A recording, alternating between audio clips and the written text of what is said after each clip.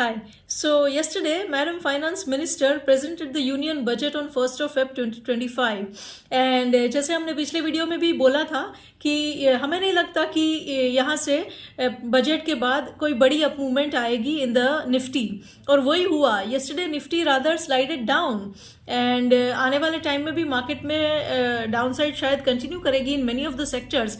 जैसे पहले गवर्नमेंट का फोकस रहता था कैपेक्स पे, जिसकी वजह से capital goods, railways, power and defence के सेक्टर्स में और स्टॉक्स में अपसाइड की मूवमेंट आती थी.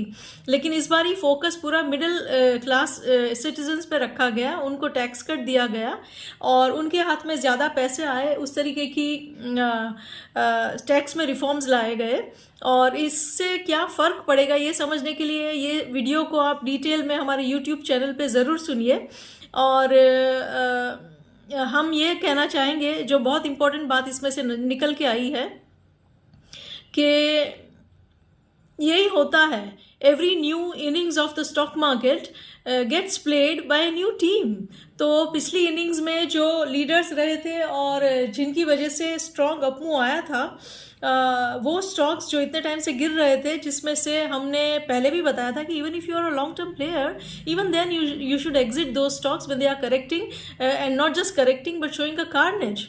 और हो सकता है कि वो रिकवर करे ओवरऑल मार्केट आने वाले टाइम में, लेकिन नॉट नेसेसरीली कि पूरी मार्केट भी रिकवर करेगी तो आपके वही स्टॉक्स रिकवर करेंगे. Maybe the move in the upcoming times in the market could be due to all the more newer names, और इसी को कहते हैं सेक्टोरल रोटेशन, राइट. तो हर एक न्यू इनिंग, हर एक न्यू टीम की द्वारा प्ले करी जाती है मार्केट में. और इसीलिए even if you are a long term player, तो भी आपको लॉन्ग टर्म के स्टॉक्स को मैरी नहीं करना चाहिए in the time of carnage, because even if the market recovers आगे जाके, तो भी हो सकता है कि पूरी मार्केट रिकवर करे और आपके स्टॉक्स रिकवर ना करें, because the theme that is playing out could be a different theme. And अब आने वाले टाइम में ये चांसेस है कि एक्चुअल में नए काइंड ऑफ स्टॉक्स मूवमेंट लाए मार्केट में. द निफ्टी में रिकवर, द मार्केट में move higher with the different group of stocks, could be from the consumption theme as expected. पर वो भी क्या ऐसा है कि आप पूरे कंजम्पशन बास्केट को बाय करके बैठ जाएंगे तो चलेगा और it would work for you? Well, not necessarily. हमें नहीं पता कि लोगों के हाथ में जब ज़्यादा पैसा रखा जाएगा तो will they be spending more money on से talking more on mobile phones, or you should select stocks like Bharti, or they'll be spending on more on pizza and you should be buying Jubilant Foods. Will they be traveling more and you should be buying Indian Hotels and Indigo, or would they be buying more of jewelry and you should be buying Titan?